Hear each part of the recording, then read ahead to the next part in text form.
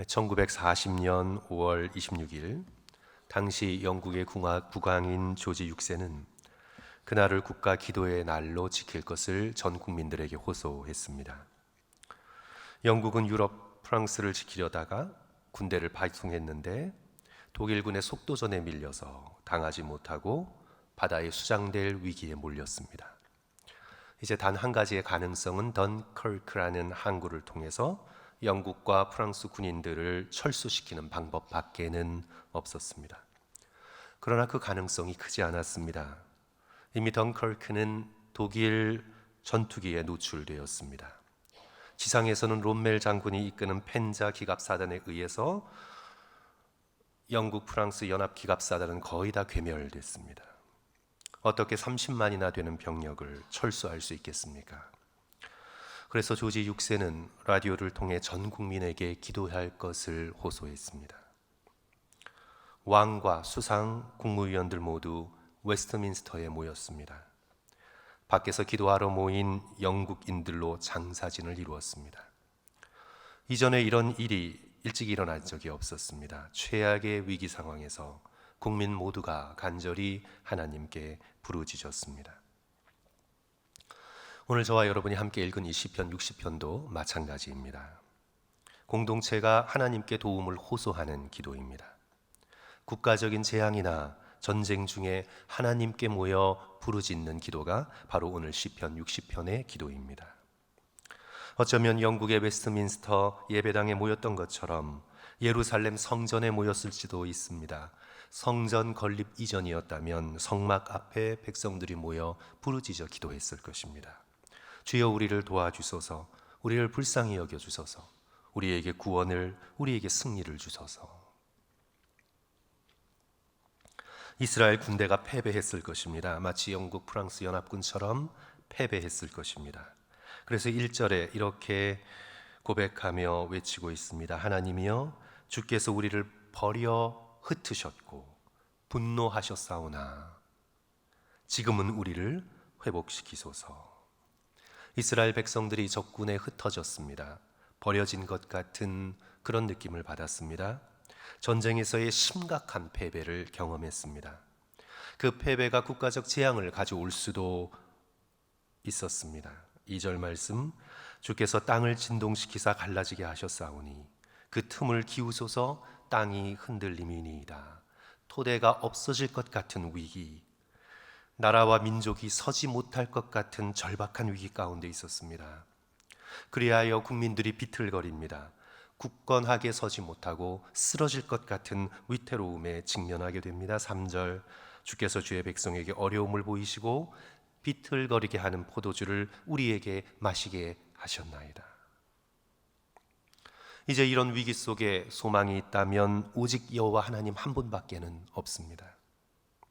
성도 여러분, 우리 다 같이 4절 말씀 함께 읽겠습니다. 주를 경외하는 자에게, 같이 읽습니다. 시작. 주를 경외하는 자에게 진리를 위하여 달게 하셨나이다. 주를 경외하는 자에게 흔들 수 있는 승리의 깃발을 주시고 진리를 위하여 달게 하셨나이다. 믿음의 백성이 흔들 수 있는 깃발이 있다면 그것은 자신의 깃발이 아닙니다. 여호와 하나님께서 주신 진리의 깃발, 자신의 힘과 능력과 용기가 아닌 하나님이 주시는 승리의 깃발 외에는 흔들 수 있는 깃발이 없습니다. 오늘 이 시편 60편은 사무엘하 8장의 배경 속에서 읽게 되었습니다. 오늘 시편의 표제를 보시면 파란색으로 또는 다른 색으로 작게 기록하고 있죠. 한번 표제를 보십시오. 다윗이 교훈하기 위하여 지은 믹담, 인도자를 따라 수산 에두스에 맞춘 노래. 다윗이 아람 나하라임과 아람 소바와 싸우는 중에 요압이 돌아와 에돔을 소금 골짜기에서 쳐서 12,000명을 죽인 때에 그 승리의 소식을 듣고는 이 시편을 지었다 기록하고 있습니다. 다윗은 힘겨운 전쟁을 벌이고 있었습니다. 북쪽으로는 아람 군대와 서쪽으로는 블레셋 족속과 남쪽으로는 에돔 족속과 힘겨운 생존의 싸움을 사방에서 싸우고 있었습니다. 이제 그 힘겨운 싸움에서 하나님께서 승리의 깃발을 주십니다. 요압이 에돔과의 싸움에서 승리했습니다. 얼마나 기뻤을까요? 마치 우리 한국사의 임진왜란 당시 연전연패의 위기 속에 조정에서 이순신 장군이 한산대첩에 승리했다는 소식을 듣게 됐을 때 얼마나 기뻤을까요? 다윗도 마찬가지였습니다. 요압의 승리로 인해 하나님께서 우리와 함께 싸우시는구나 하는 소망을 가지게 되었습니다. 주를 경외하는 자에게 깃발을 주시고 진리를 위하여 달게 하셨나이다. 이제 그 승리의 깃발을 붙들고 이스라엘 백성들은 모여 탄식하며 기도하며 외치고 부르짖고 소망합니다. 5절, 주께서 사랑하신 자를 건지시기 위하여 주의 오른손으로 구원하시고 응답하소서. 그렇게 공동체가 모여서, 이스라엘 백성이 모여서 하나님 앞에 부르짖을 때 하나님께서 말씀을 주셨습니다. 기록된 말씀뿐만 아니라 그 말씀을 제사장으로부터 받았는지 아니면 우림과 둠밈을 통해 신비스러운 방법으로 받았는지 그 방법에 대하여 오늘 기록하고 있지는 않지만 간절히 하나님께 기도할 때 이스라엘 백성은 하나님께로부터 오는 분명한 응답을 받았습니다. 구체적이고 확실한 응답을 이스라엘 백성은 들었습니다. 6절 말씀 보시면 하나님이 그의 거룩하심으로 말씀하시되, 하나님께서 말씀하셨습니다. 무엇을 말씀하셨습니까? 내가 세겜과 숫곳을 측량할 것이라. 왜일까요? 굳건하게 하려고, 성을 견고하게 하려고 내가 측량할 것이라. 길르앗 땅을 너희들에게 줄 것이고 이스라엘의 한가운데를 차지했던, 중부지방을 차지했던 에브라임, 므낫세, 유다를 흔들림 없이 세워줄 것이라. 하나님께서 분명히 기도 가운데, 부르짖음 가운데 이스라엘 백성에게 약속을 주시고 말씀하셨습니다. 너희들을 지금 괴롭히고 있는 모압과 에돔과 블레셋을 내가 물리쳐 주겠다고 약속하셨습니다. 하나님께서 부르짖는 백성에게 어떤 방법을 통해서든 반드시 약속하시고 말씀을 전해 주십니다.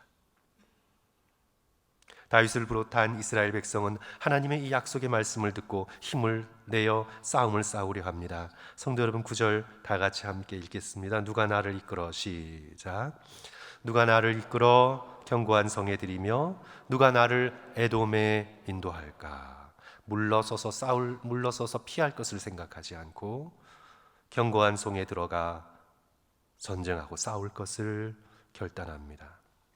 누가 그렇게 할 수 있습니까? 누가 다윗을 견고한 성으로 이끌어 들여가게 하고 용감하게 에돔과 싸울 수 있게 할 수 있습니까? 사람이 그 길을 열어줄 수 있습니까? 과거에 이미 사람을 의지하여 싸움을 했습니다. 처절하게 패배했습니다. 10절, 하나님이여 주께서 우리를 버리지 아니하셨나이까? 하나님이여 주께서 우리 군대와 함께 나아가지 아니하시나이다. 하나님이 함께하지 않으시면 군대의 숫자가 무슨 소용이 있고 전략이 무슨 소용이 있습니까? 그래야 다윗은 깨달았습니다. 사람을 의지하는 것은 쓸데없고 숫자를 의지하는 것은 쓸데없다고. 하나님이 함께하시고 이끌어 주셔야만 길을 열 수가 있다고. 그래서 11절 이렇게 외칩니다. 우리를 도와 대적을 치게 하소서. 사람의 구원은 헛됨이니이다. 오늘 이스라엘 백성의 고백, 다윗의 고백은 오늘 우리의 삶에도 그대로 적용됩니다. 우리는 총칼을 들고 전쟁을 하고 있는 것은 아니지만 때로 우리의 삶이 전쟁 같을 때가 있습니다. 아니, 전쟁 같은 것이 아니라 우리의 삶은 전쟁입니다. 하루하루가 내 마음속에 세계대전을 치르고 있습니다. 하나님의 약속을 신뢰할 것인가? 상황을 바라볼 것인가? 거친 이민 생활의 일터에서 살아가는 것이 실제적으로 전쟁입니다. 젊은 가정들은 아이를 키우고 먹고 살아가야 하는 것이 인생의 전쟁입니다. 나이가 들면서도 마찬가지입니다. 무너지는 건강, 돌봐야 하는 가족들, 걱정과 염려와 불안 속에 살아가는 우리의 삶이 전쟁터입니다. 무엇보다 영적인 전쟁터입니다. 사단은 우리의 마음에 하나님께서 주시는 구원의 기쁨, 평안, 믿음을 앗아가려 우는 사자처럼 우리에게 다가와 우리의 마음에 불안과 염려의 씨앗을 뿌려놓습니다. 우리의 눈으로 바라보는 이 세상은 너무나 탐욕적이고 쾌락적이고 거짓으로 가득 차서 십자가에서 조금만 눈을 떼면 쉽게 시험에 빠져듭니다. 사실 우리는 전쟁을 치르며 살아가고 있는 것입니다. 그리하여 사도 바울은 성도의 삶을 선한 군사로서 살아가는 삶이라고 가르치며, 너는 그리스도 예수의 좋은 선한 군사로 나와 함께 고난을 받으라고, 나와 함께 전쟁을 치르자고, 그렇게 믿음의 백성들을 격려합니다. 오늘 우리는 우리가 함께 부른 찬송가처럼 하나님의 군사로 무엇을 명심해야 할까요? 믿는 사람들은 주의 군사라 했는데, 그렇다면 오늘 우리는 어떤 군사가 되어야 할까요? 오늘 시편 60편이 우리에게 가르치고 있는 것처럼 하나님만을 의지하는 군사가 되어야 함을 우리에게 가르치고 있습니다. 나의 힘, 나의 능력 어떻게 되겠지? 세상의 어떤 질서를 따라 움직이는 그런 것이 아니라 오직 살아계신 하나님의 능력에 의해서 움직여지는 그런 믿음의 삶을 살아낼 수 있어야 되겠습니다. 이 11절의 말씀이 얼마나 맞는 말씀입니까? 우리를 도와 대적을 치게 하소서, 사람의 구원은 헛됨이니이다. 당장 사람이 나에게 구원이 될 것 같지만 사람의 구원은 헛됩니다. 하나님께서 우리를 건져주시고 이끌어주지 않으시면 우리의 인생의 전쟁터에서 우리는 단 하나의 승리도 쟁취할 수 없습니다. 주님, 여호수아서를 보면 하나님의 백성이 어떻게 전쟁을 치러야 하는가를 우리에게 잘 가르쳐주고 있습니다. 이스라엘이 요단을 건너 약속의 땅에서 치룬 첫 전쟁이 바로 여리고 전쟁입니다. 그 전쟁은 이후의 모든 전쟁의 싸움의 패턴을 결정해주는, 믿음의 백성이 어떤 자세로 싸워야 하는가를 보여주는 모범입니다. 이스라엘 백성이 어떻게 승리했습니까? 오직 하나님의 능력 하나로 승리했습니다. 이스라엘은 무엇을 했습니까? 하나님의 약속의 말씀을 의지하여 침묵하며 예배하며 순종했습니다. 여리고성을 하루 한 번 7번 돌았습니다. 7이라는 숫자는 예배의 숫자입니다. 그리고 마지막 7번째 안식일 날 7번을 돌았습니다. 7의 7입니다. 예배의 승리입니다. 예배에 대한 순종입니다. 예배란 하나님을 찬양하며 하나님을 의지하며 하나님께서 나의 싸움을 싸워주신다는 고백입니다. 예배의 능력으로 이스라엘 백성은 승리합니다. 자신의 힘으로 무너뜨릴 수 없었던 여리고의 성벽이 예배의 능력으로 무너집니다. 이후에 이스라엘 백성은 칼을 들고 피를 흘리며 싸워야 했습니다. 늘 성을 도는 것은 아니었습니다. 여리고 성의 승리는 이후에 전쟁이 어떻게 이루어질 것인가를 보여주는 단회적인 사건입니다. 늘 여리고 성처럼 모든 성들이 무너지지 않았습니다.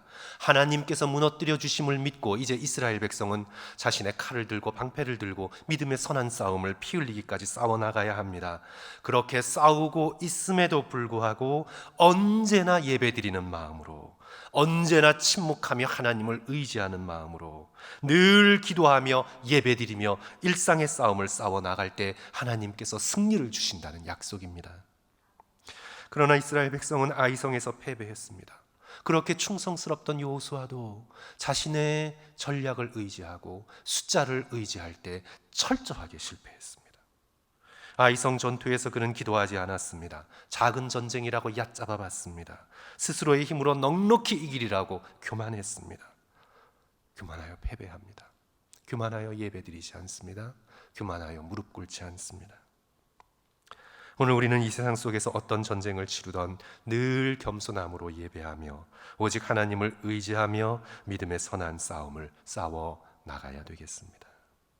12절의 말씀은 우리가 특별히 믿음의 선한 군사로 용기를 내어야 한다고, 오늘 우리는 용기를 내어야 한다고 우리에게 외치고 있습니다. 우리 12절 말씀 다 같이 한 목소리로 읽습니다. 우리가 하나님을 의지하고, 시작. 우리가 하나님을 의지하고 용감하게 행하리니 그는 우리의 대적을 밟으실 이심이로다. 하나님을 의지하고 두 손 놓고 게으르게 하나님이 하시겠지, 그리고 체념의 형식으로, 믿음이 마치 체념인 것처럼, 믿음이 마치 그냥 아무것도 안 하고 달관하는 것처럼 그렇게 사는 것이 아니라 하나님을 믿고 용기를 내어 더욱 용감하게 우리의 대적을 밟으실 하나님을 의지하며 우리의 인생에 주어진 싸움을 부르시는 날까지 용감하게 싸워가겠다고 선언하고 있습니다. 에베소서 6장을 보시면 믿음의 백성들이 갖춰야 할 무장에 대하여 로마 군인의 군장을 비유하여 우리에게 주고 있죠. 여러 가지가 있지만 그 중에서 우리가 주목해야 될 것은 두 가지입니다. 믿음의 군사가 갖춰야 할 전신갑주의 가장 중요한 것 두 가지, 믿음의 방패, 성령의 검 두 가지는 있어야 합니다. 방어와 공격입니다. 믿음과 말씀입니다. 하나님에 대한 굳센 믿음과 말씀의 검을 들고 영적인 정쟁터에 나가 용기를 내어 싸우면 하나님께서 약속하신 대로 우리의 여러 가지 많은 문제들, 일들, 도전들을 물리쳐 주실 것입니다. 낭망하지 않을 수 있는 이유는 우리와 함께 싸우시는 하나님 때문입니다. 성도 여러분, 제가 앞서 언급한 1940년 5월 26일 왕을 비롯하여 영국의 국민들이 함께 모여 기도했습니다. 어떻게 되었을까요? 정말 기적처럼, 기적이라고 말할 수밖에 없는, 정말 기적처럼 30만에 달하는 영국과 프랑스의 군인들이 안전하게 철수했습니다.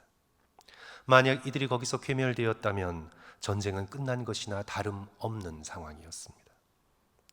하나님을 믿지 않는 세상 사람들은 운이 좋았다고, 우연의 일치라고 그냥 그렇게 말해버리고 넘겼을 것입니다. 그날 플랜더스 지방에 강력한 폭풍이 불어닥쳤습니다. 그래서 독일의 공군기들이 이륙할 수가 없었습니다. 반면에 덩커크 해안은 폭풍의 영향권에 들지 않았습니다. 아주 고요했습니다. 30만이 넘는 군인이 무사히 영국으로 귀환하여 반격을 준비합니다.